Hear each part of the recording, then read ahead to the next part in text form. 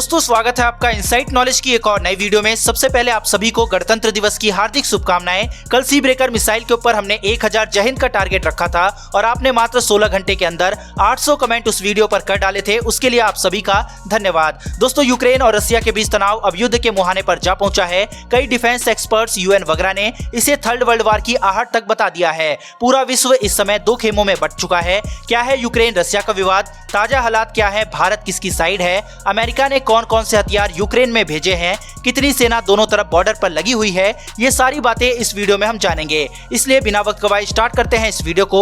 लेकिन उससे पहले अगर आपने हमारे चैनल को सब्सक्राइब नहीं कर रखा है तो सब्सक्राइब करके बेल घंटी को दबा लें, ये बिल्कुल फ्री है, इसका कोई भी चार्ज नहीं है। इससे हमारी डिफेंस से जुड़ी डेली वीडियो आप तक पहुंचती रहेगी। दोस्तों क्या रूस और यूक्रेन के बीच तनातनी तीसरे विश्व युद्ध का खतरा बनेगी? क्या सच में थर्ड वर्ल्ड वार होने जा रहा है? इन दोनों देशों के बीच तेवरों को देखते हुए यह आशंका जताई जा रही है। एक तरफ रूस ने अमेरिका को यूक्रेन मुद्दे पर ज्यादा दखलंदाजी न देने की चेतावनी दी है, तो वहीं अमेरिका ने यूरोपीय देश में जंगी हथियारों की खेपें भेजना शुरू कर दिया है। रूस और यूक्रेन बॉर्डर पर बारूदी हलचल अब तेज हो चुकी है। ये टेंशन इस कदर बढ़ चुकी है कि दुनिया को थर्ड वर्ल्ड वार के मुहाने पर ले जाती दिख रही है। इस विवाद में केवल एक चिंगारी दुनिया का नक्शा हमेशा हमेशा के लिए बदल देगी। अभी 1 लाख से ज्यादा रूसी सैनिक यूक्रेन बॉर्डर पर तैनात हैं। ये पुतिन के एक ऑर्डर पर यूक्रेन पर चढ़ाई कर देंगे। वहीं रूस के हजारों टैंक, मिसाइल सहित फाइटर जेट भी यूक्रेन की सीमा के पास मौजूद हैं। रूस और यूक्रेन के बीच जमीन के साथ साथ समुद्री सीमा पर भी बड़े पैमाने पर तनाव शुरू हो गया है।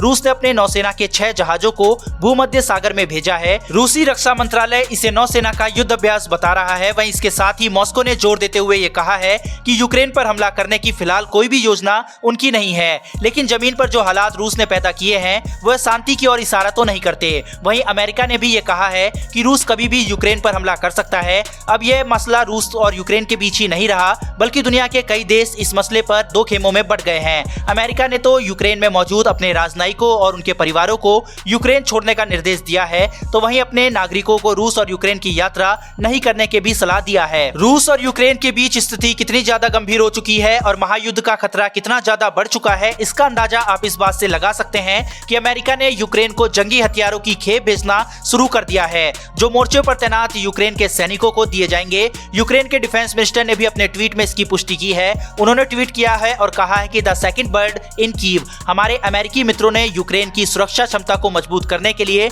80 टन से भी ज्यादा हथियार भेजे हैं और ये आखिरी भी नहीं है। एक तरफ अमेरिका ने हथियारों की दूसरी खेप यूक्रेन में भेज दिया है और दूतावास को खाली कराना शुरू कर दिया है। वहीं दूसरी ओर ब्रिटेन की तरफ से भी रूस को आखिरी चेतावनी दी गई है। इसी बीच सोमवार को उत्तरी यूरोप की सुरक्षा के लिए नाटो ने जेट फाइटर और वॉरशिप भेज दिए हैं। नाटो और अमेरिका ने वार्निंग दी है कि अगर रूस ने यूक्रेन पर हमला किया तो उसे भारी कीमत चुकानी पड़ेगी। ताजा हालात को देखते हुए डिफेंस एक्सपर्ट्स इस बात की आशंका जता रहे हैं कि अगर रूस के सैनिक यूक्रेन की सीमा के अंदर एक कदम भी रखते हैं तो एक पल में पूरी दुनिया भीषण युद्ध की चपेट में आ जाएगी, क्योंकि दुनिया के अलग अलग कोने पर कई देश एक दूसरे से उलझ रहे हैं, जिसमें यूक्रेन और रसिया के बाद सबसे ज्यादा तनाव इजरायल और ईरान के बीच चल रहा है। वहीं ताइवान पर चढ़ाई करने के लिए चीन भी तैयार है। लेकिन आखिर क्या है रूस और यूक्रेन के बीच का तनाव और क्यों युद्ध के आसार इन दोनों देशों के बीच बन रहे हैं, चलिए इसको समझते हैं। दरअसल दिसंबर में यूक्रेन के राष्ट्रपति ने रूस के विरोध में नाटो ज्वाइन करने पर हामी भरी थी।